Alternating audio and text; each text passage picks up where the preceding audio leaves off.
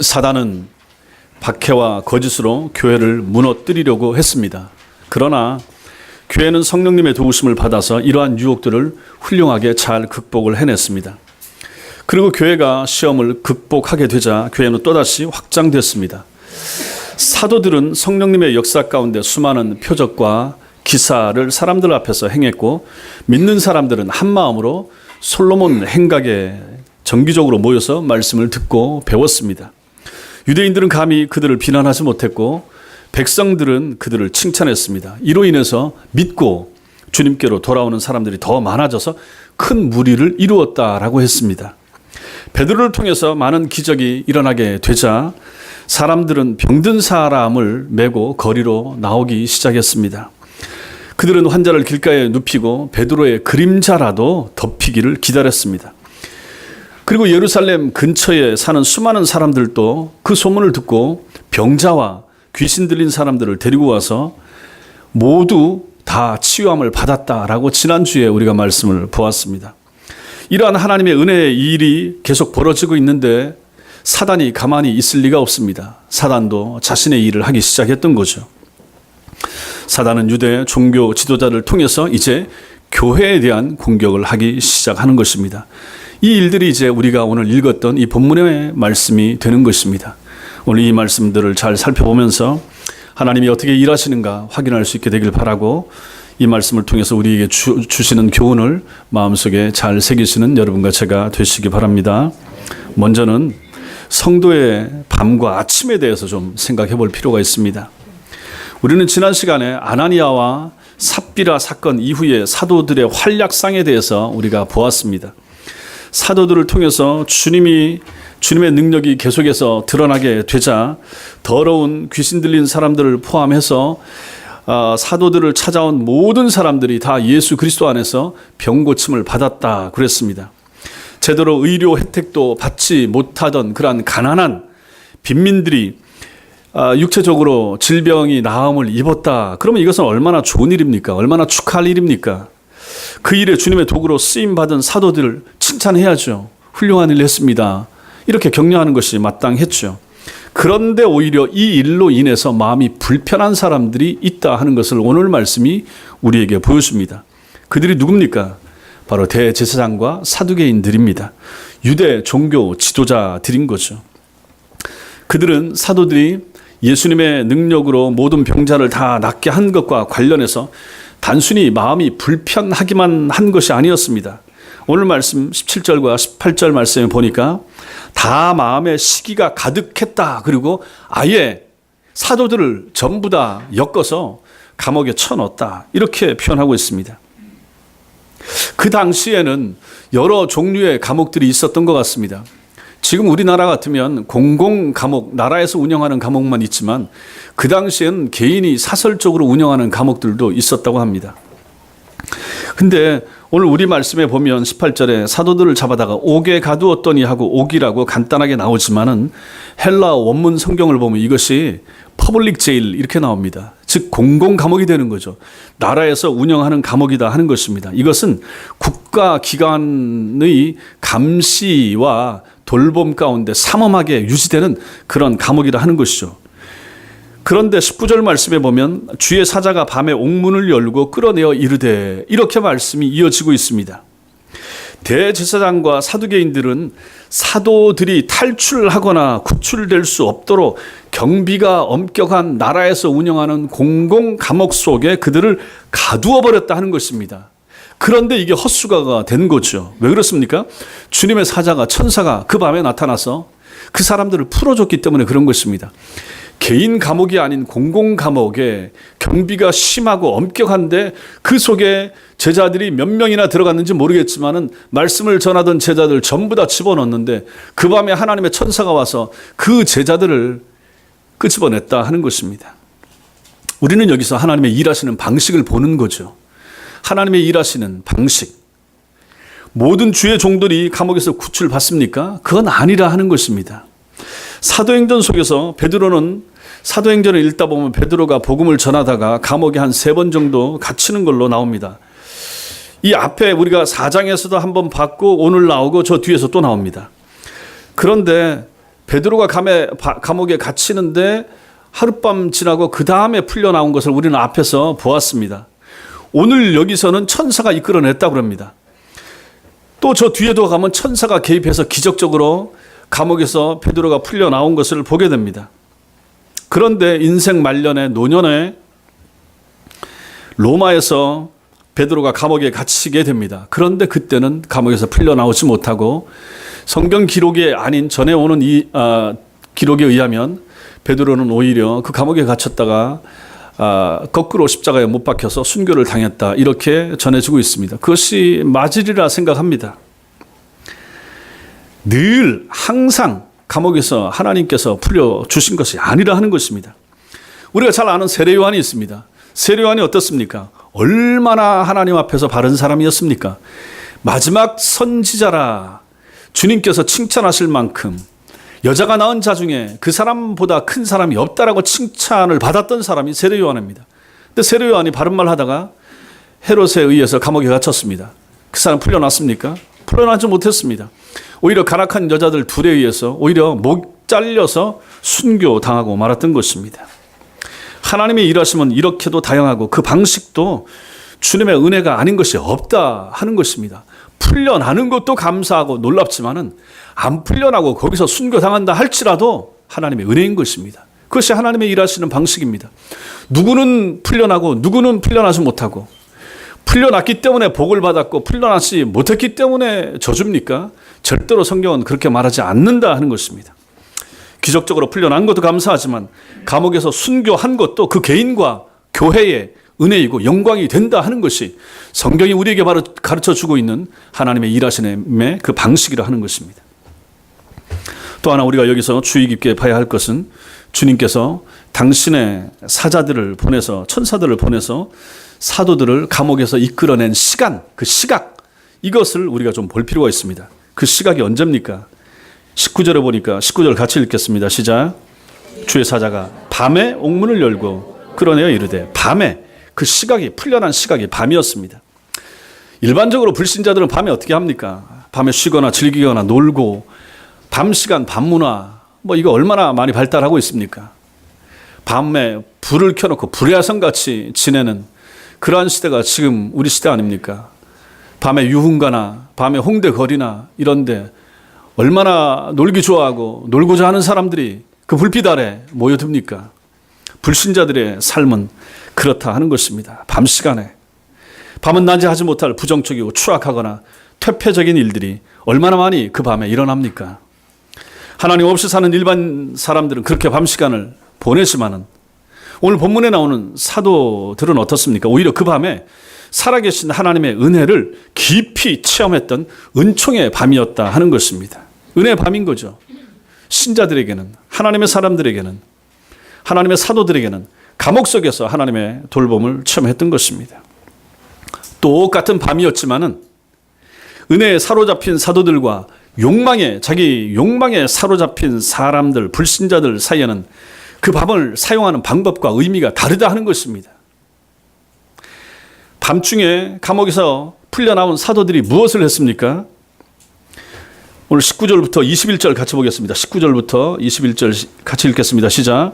주의 사자가 밤에 옥문을 열고 끌어내어 이르되, 이 생명의 말씀을 다 백성에게 말하라 하며 그들이 듣고 새벽에 성전에 들어가서 가르치더니 대제사장과 그와 함께 있는 사람들이 와서 공회와 이스라엘 족속의 원로들을 다 모으고 사람을 옥에 보내어 사도들을 잡아오라 하니, 이 사람들이 풀려나서 새벽에 성전에 들어가서 다시 자기들이 가르치던 그것을 가르치고 있습니다.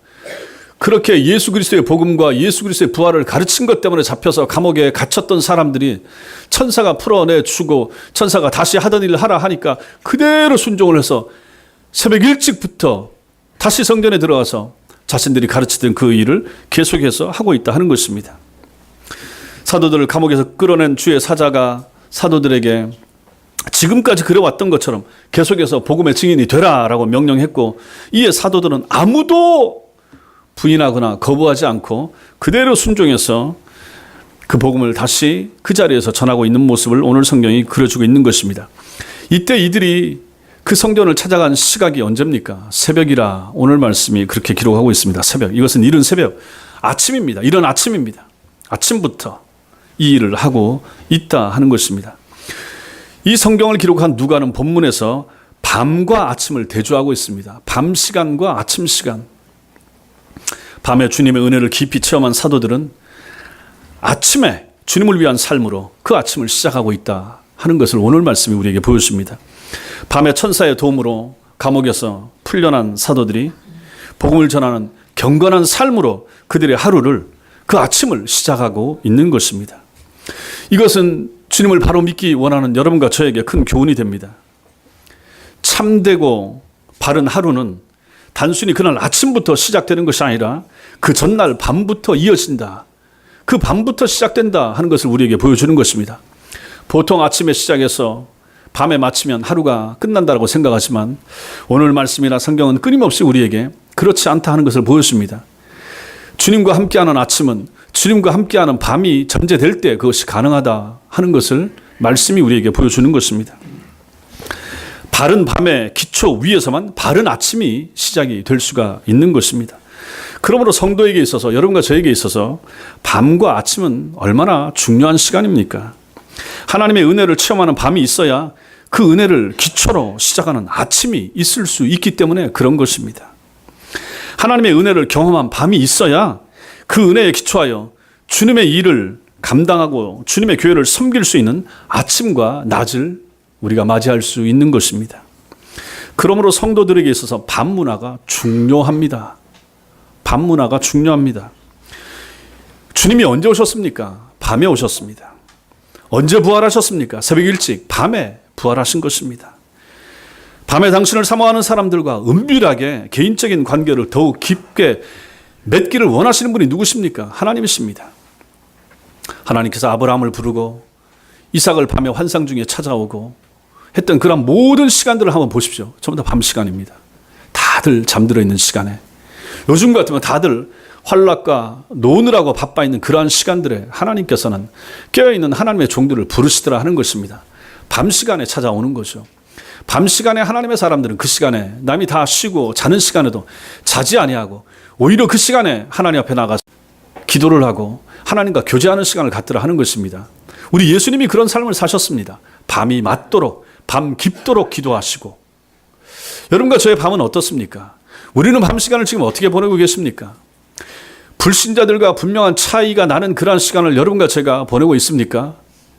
우리의 밤 시간은 여러분 스스로 한번 점검을 해보십시오. 무엇을 하면서 그 밤을 보내고, 그러고 나서 그 다음 날은 어떤 마음을 가지고 그 밤에 주무십니까? 생각을 하셔야 된다 하는 것입니다. 밤이 너무너무 중요한 시간입니다. 게임이나 젊은 사람들은 게임하고 밤늦게 영화를 보고 드라마나 놀이와 같은 것으로 밤 시간을 허망하게 보내는 사람들이 얼마나 많습니까? 신자인 우리는 그렇게 살지 말아야 되는 사람들 아니겠습니까? 기도나 경건서적이나 성경 읽기와 같은 영적인 수단들을 밤늦게까지, 밤 시간까지라도 우리가 활용하고 선용할 수 있다 그러면 그 얼마나 아름답고 귀한 일이 되겠습니까? 이러한 밤 시간과 밤 문화를 만들어서 주님의 은혜를 덧입는 그러한 하나님의 사람들이 되셔야 될 것입니다. 하루가 피곤하기 때문에 밤도 적당하게 대충 그렇게 넘어갈 수 있지만 성경을 보면 너희는 그렇게 살면 안 된다라고 끊임없이 우리에게 하나님은 말씀해 주고 계신 것입니다. 밤이 중요합니다. 밤을 잘 보낸 사람이 경건하고 새로운 주님의 은혜를 만끽할 수 있는 아침을, 새벽을 맞이할 수 있기 때문에 그런 것입니다. 그 시간에 우리를 찾아와 만나주시고 당신의 뜻을 알려주시며 우리의 길을 주님께서 보여주시기 때문에 그런 것입니다. 그러므로 새벽 기도 나오는 것이 중요하고 또 밤에 시간을 정하셔서 집에서도 마찬가지로 기도하는 것도 중요합니다. 그렇게 주무시고 아니면 개인적으로 교회가 멀면 새벽이나 아침 시간에 일찍 일어나셔서 주님 앞에 기도함으로 말미암아 하루를 시작한다 그러면 얼마나 하나님 앞에서 복된 하루가 되고 아침이 되겠습니까? 그러한 은혜가 여러분과 저에게 있게 되길 바랍니다. 두 번째로 생명의 말씀을 전하라라고 했습니다. 대제사장과 사두개인들은 주님의 제자들을 향해서 마음의 시기가 가득하여 그들을 잡아서 삼엄한 감옥에 쳐넣었다 그랬습니다. 그런데 그 밤에 주의 천사가 나타나서 그들을 감옥에서 풀어나오게 했습니다. 그리고 그들에게 무엇을 할 것인가를 지시합니다.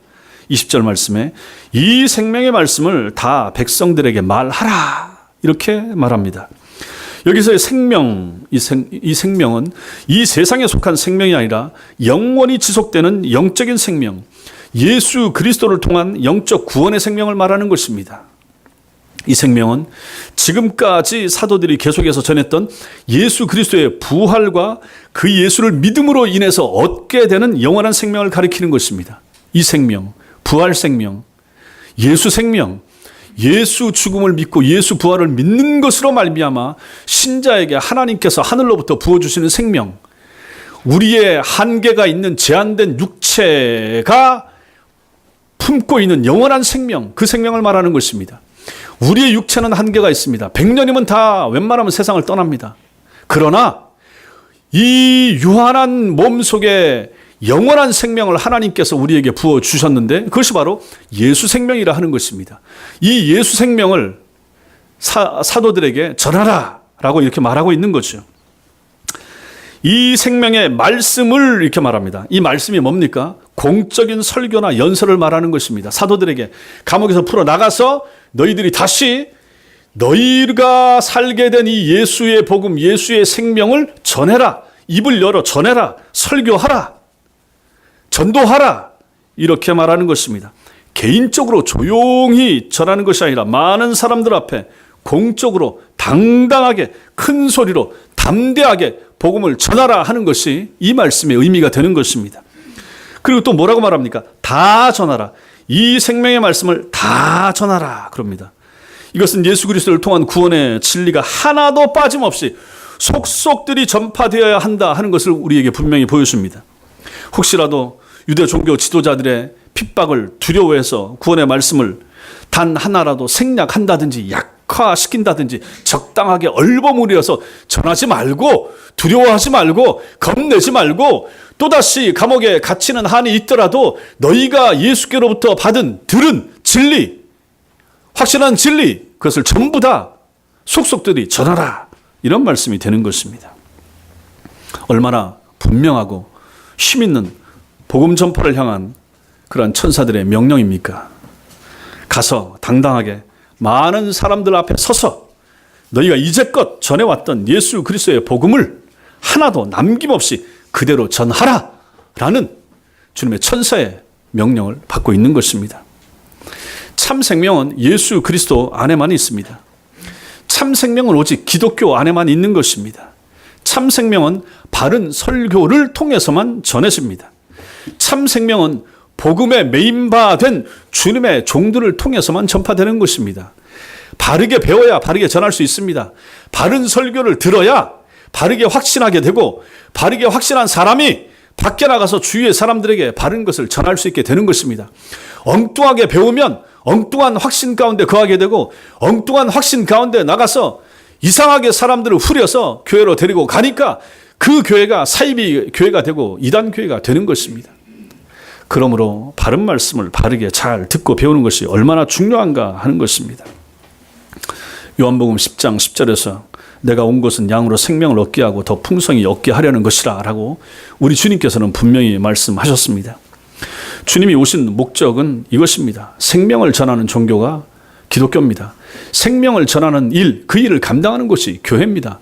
교회에서 뭐 특별한 별다른 일을 하고 친목회나 동호회 같은 곳이 교회가 결코 아니라 하는 것입니다. 병원은 육체를 고치는 것입니다. 병원은 육체를 낫게 하는 것입니다. 교회는 영혼을 고치는 곳입니다. 교회는 영혼을 살리는 곳입니다. 교회는 망가진 영혼을 회복시켜주는 곳입니다. 어디가 더 중요합니까? 육체 병을 낫게 하고 고치는 병원도 중요하지만 더 본질적으로 중요한 것은 교회입니다. 교회는 영혼을 낫게 하고 영혼을 고치고 영혼을 살게 하고 영혼을 천국까지 보내는 장례식장의 역할도 감당하기 때문에 교회가 너무너무 중요한 곳입니다. 그 교회에 속해 있는 사람들이 누굽니까? 바로 여러분과 저 같은 사람들입니다. 그러므로 이 일의 수종을 들고 있는 여러분과 제가 얼마나 그 역할이 중요합니까? 이렇게 기독교는 영원한 생명을 전하는 종교입니다. 우리도 생명의 말씀을 전하라라고 부름받은 하나님의 사람들입니다. 주님은 성령을 통하여 여러분과 저에게도 명령하십니다. 가서 세상에 나가 이 생명의 말씀을 다 남김없이 사람들에게, 세상 사람들에게 전하라라고 말씀하십니다. 전도 명령이 되는 거죠. 이것이 바로 전도의 명령입니다. 그러므로 모든 성도는 다 전도자가 되어야 한다 하는 것입니다. 이 명령에 순종하는 하나님의 사람들 다 되시기 바랍니다. 마지막 세 번째로 우리는 여기서 반복하는 인생, 반복되는 인생의 모습을 볼 수가 있습니다. 지난주에 봤던 말씀 16절 말씀 맨 마지막에 보시면 다 나음을 얻으니라 이렇게 기록하고 있습니다. 더러운 귀신을 포함해서 사도들을 찾아온 모든 병자들이 예수 그리스도의 능력으로 다 나음을 얻었습니다. 그것은 열렬히 축하하고 칭찬받을 만한 일이었지만 유대 종교 지도자들은 정반대였다라고 앞에서 말씀드렸습니다. 사도들이 예수 그리스도의 이름으로 모든 병자를 다 낫게 한 것과는 달리 그들은 이 유대 종교 지도자들은 마음에 시기가 가득해서 사도들을 경비가 삼엄한 감옥에 가두어 버리고 말았습니다. 그런데 그 밤에 하나님의 천사가 나타나서 그들을 풀어주고 그들은 천사의 명령에 따라서 늘 하던 것처럼 아침부터 일찍 성전에 들어가서 다시 복음을 전하며 가르치고 있었습니다. 그리고 나서 이어지는 말씀들이 뒤에 나타납니다. 22절부터 26절까지 22절부터 26절 같이 읽겠습니다. 시작. 부하들이 가서 옥에서 사도들을 보지 못하고 돌아와 이르되 우리가 보니 옥은 든든하게 잠기고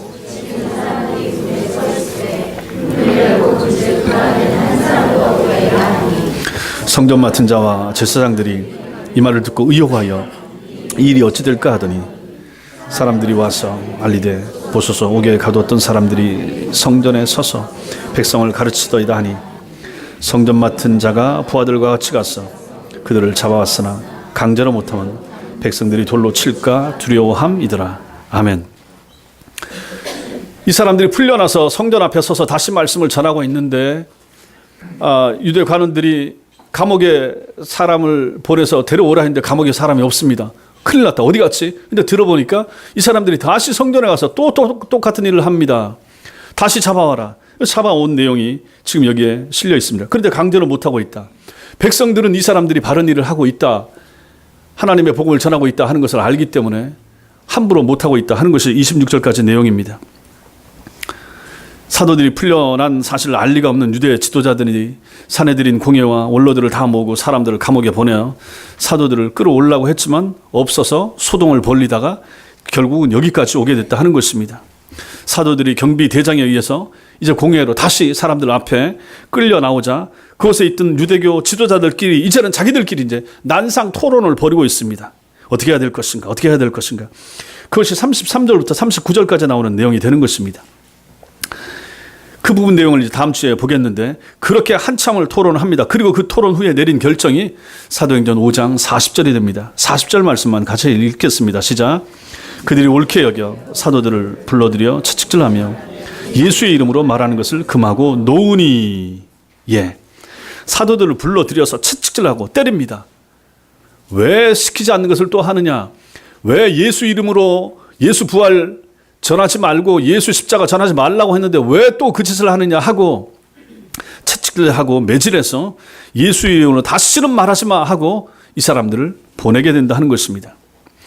여기서 우리는 유대교 지도자들이 다 마음의 시기가 가득해서 사도들을 감옥에 가두고 공회를 다시 모으고 또 사도들을 소환해서 신문을 하고 결국 예수 이름으로 말하지 말라 협박한 이에 석방시켜주는 것을 보는데 이게 낯설지가 않습니다.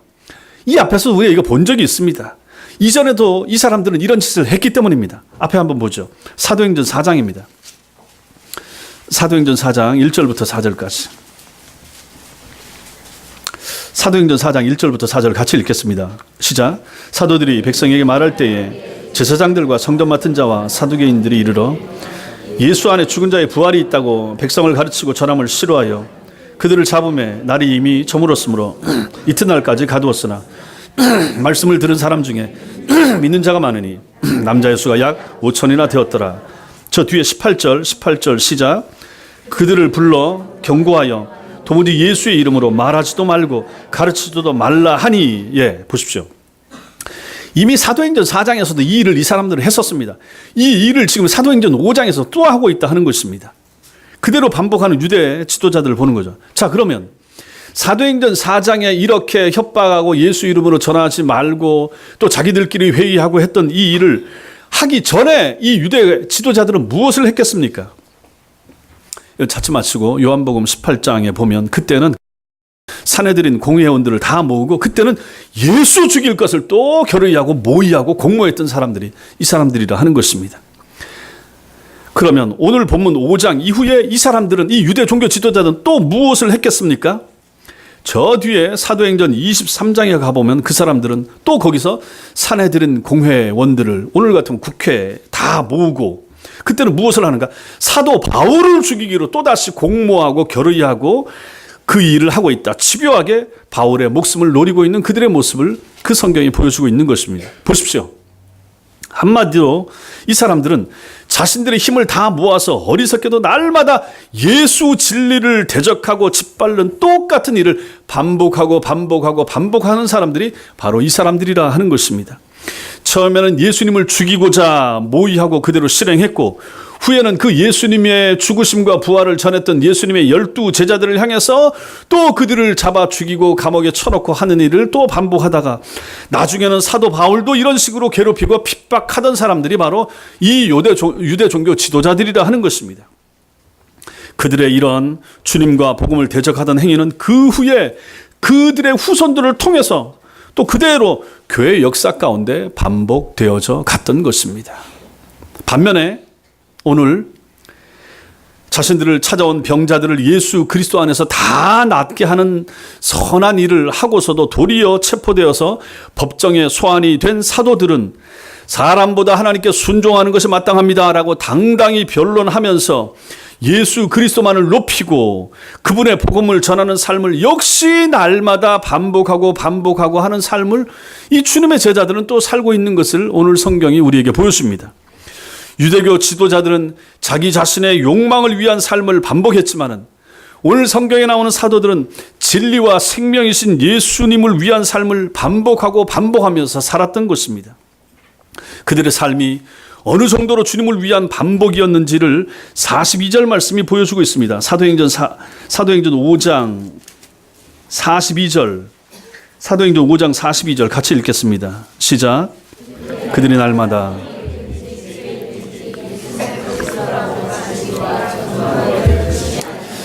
보십시오. 이 사람들 보십시오. 맞아도 안 되고 감옥에 쳐넣어도 안 되고 채찍질해도 풀려나오면 또 이 짓을 하고 있다 하는 것입니다. 유대 관원들이 싫어하는 이 일을 끊임없이 반복하고 있는 하나님의 종들의 모습을 우리가 여기서 본다 하는 것입니다.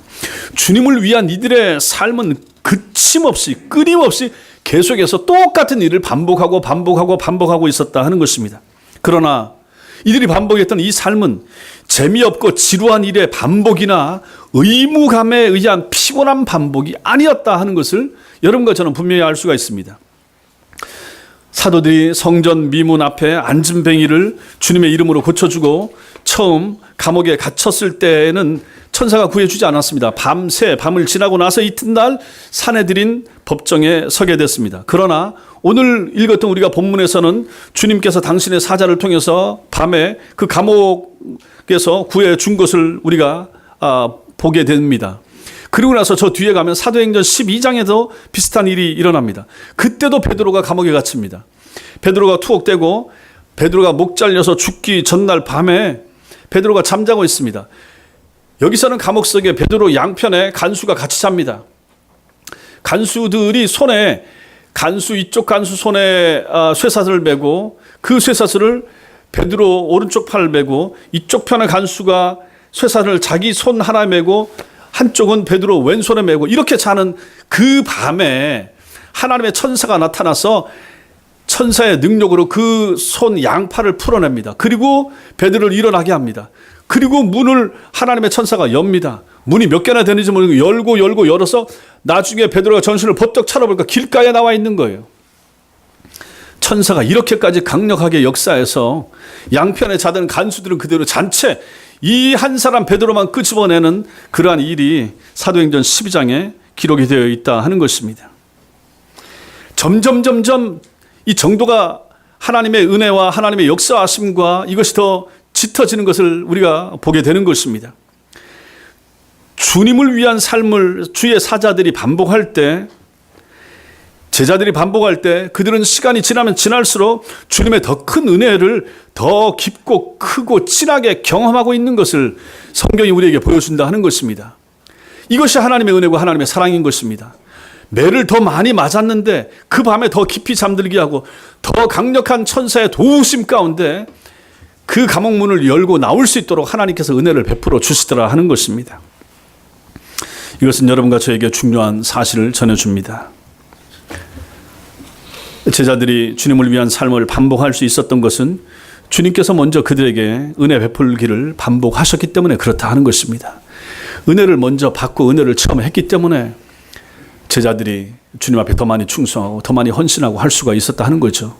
그들이 충성했음에도, 그들이 복음을 전했음에도 불구하고 맞기만 하고 아프기만 하고 채찍질 당하기만 하고 하나님의 은혜와 하나님의 돌보심이 천사의 나타남이 없었다 그러면 한두 번 하다 그만두지 않았겠습니까?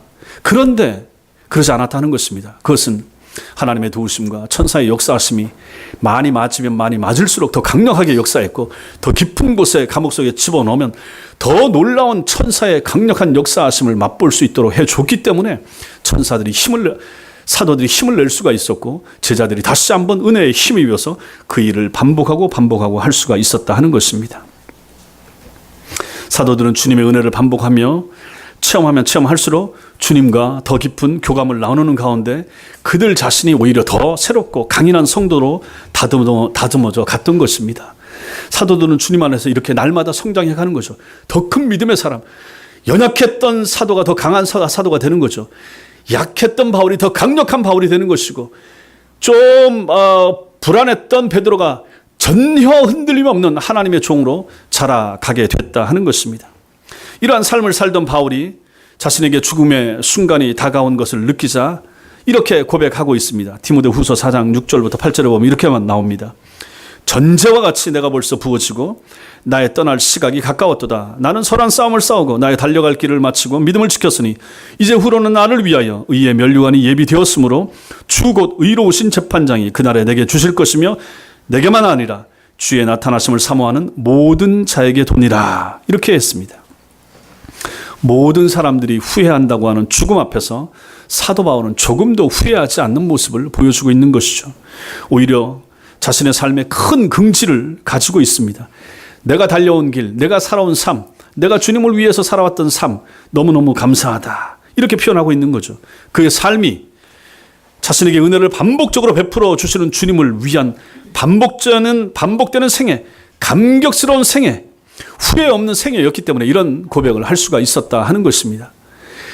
그가 뭐 특별한 걸 했습니까? 바울이 복음 전하고 감옥에 갇히고 또 풀려나온 복음 전하고 그러다 또다시 감옥에 갇히고 이러한 아주 단순한 삶의 반복, 그것이 바로 그의 삶 전부였던 것입니다.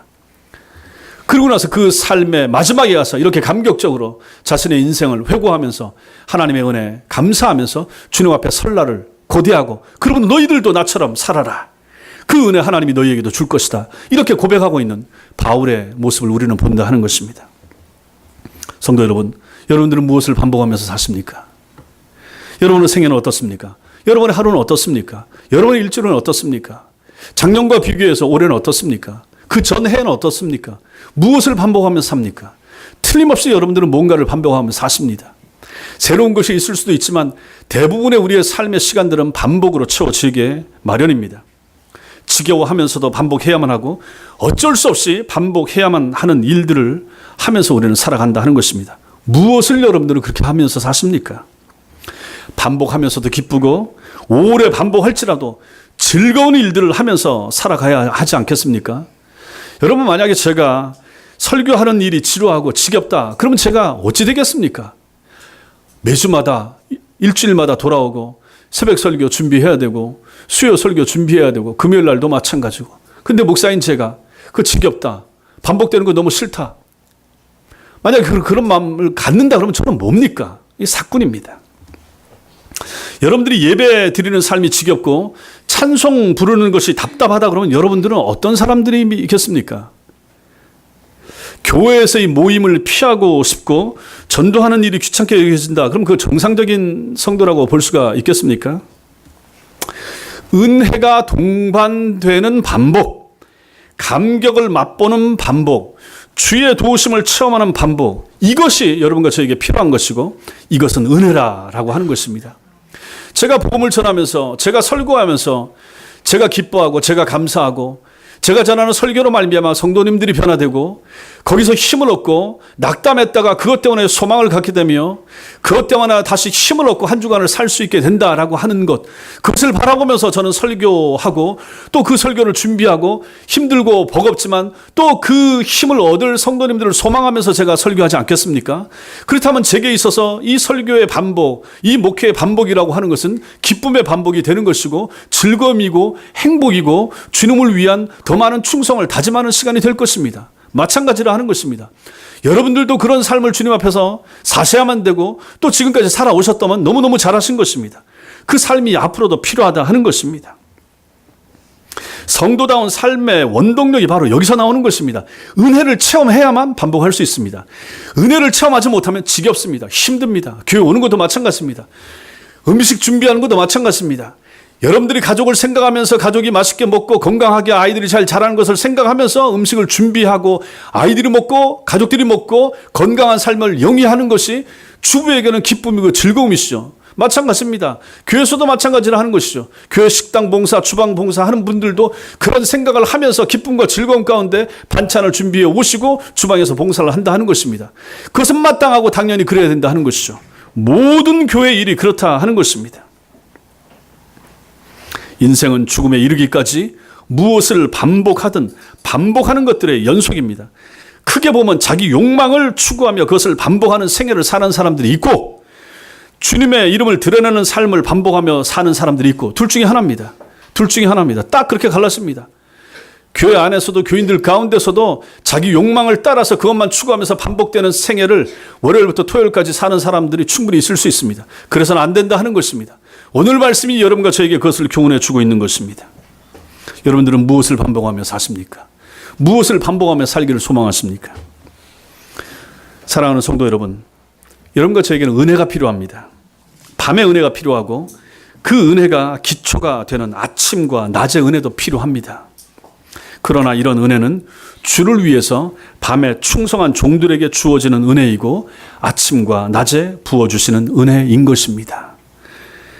주님과 복음을 위해서 헌신하고 충성한 종들에게 하나님은 천사를 보내셔서 하늘의 은혜를 전달해 주시고 그 힘으로 인해서 도와낸 나날들을 보내게 도와주십니다.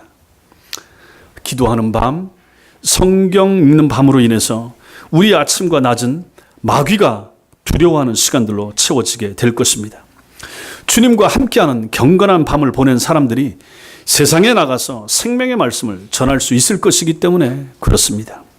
이런 복되고 경건한 삶의 반복이 필요합니다. 여러분과 저에게 그것이 필요합니다. 매주일 영혼을 바쳐드리는 예배의 반복 얼마나 중요합니까? 신앙 고백을 담은 찬송을 반복하는 거 얼마나 중요합니까? 말씀하옵소서 종이 듣겠나이다 라는 말씀 듣는 자세를 가지고 경건하게 하나님 앞에서 말씀을 듣는 자세, 매주일마다 이것이 반복되는 거 얼마나 중요합니까? 눈물이 배어있는 간절한 기도의 반복, 신자의 삶은 기도의 반복, 이것으로 이어지는 삶이라고 해도 지나친 말이 아닐 것이죠. 바른 신앙생활을 해오신 분들은 지금까지 기도하면서 그 기도의 응답, 기도하고 기도 응답을 가지고 또 하나님이 기도의 제목을 주시면 그 기도 제목 가지고 하루를 기도하고 일주일 기도하고 심지어 몇 년을 기도하고 그리고 마침내 하나님께서 응답해 주시고 그 응답에 감격하고 보면 또다시 기도의 제목을 주시고 그 기도 제목 가지고 또 기도하고 결국은 신자의 삶 30년, 40년, 50년은 기도하고 응답받고 기도하고 응답받고 그렇게 지나온 이 반복되는 생애 아니었습니까?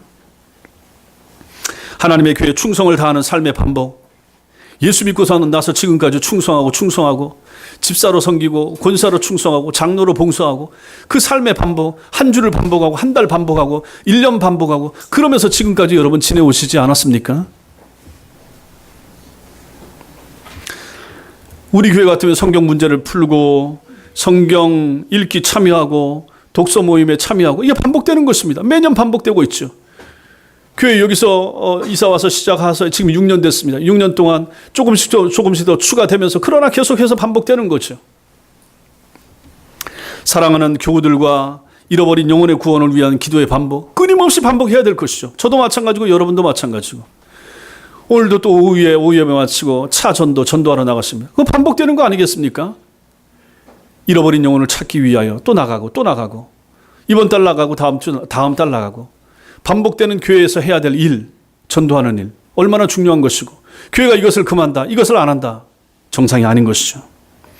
선교사님들을 위한 기도와 후원의 반복, 여러분들이 선교 헌금하시고 선교사님들을 위해서 기도하시고 미얀마와 말레이시아와 인도를 위해서 헌신하고 충성하는 것, 이거 반복 아니겠습니까? 앞으로 특별한 일 없는 한, 우리 교회가 지속하는 한 이 일은 계속해서 반복될 것입니다. 뭐 특별한 게 있겠습니까? 이런 삶이 바로 성도 삶의 본질이라 하는 것입니다. 성도 삶의 본질은 바로 이런 면에 있어서 이 반복입니다.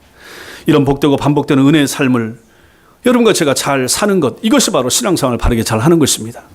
하나님 말씀 앞에서 이렇게 은혜를 체험하고 은혜를 사모하고 밤에 은혜를 사모하고 낮에 은혜를 사모하고 아침에 은혜를 사모하고 주일에 은혜를 사모하고 일주일에 은혜를 사모하고 한 달과 한 해의 은혜를 사모하면서 사시고, 그래서 하나님이 부어주신 은혜를 체험하시면서 사시고, 그 은혜 가운데 반복하여 예수를 믿고 반복해서 성경을 읽으시고 반복하여 예배를 잘 들으시고 반복하여 하늘로부터 내려오는 은혜를 체험하시고 반복하여 주께서 우리의 영혼을 만져주시는 놀라운 은총을 체험하는 그런 믿음의 생활을 끊임없이 이어가시는 하나님의 사람들 다 되시기를 주님의 이름으로 축원합니다. 기도하겠습니다.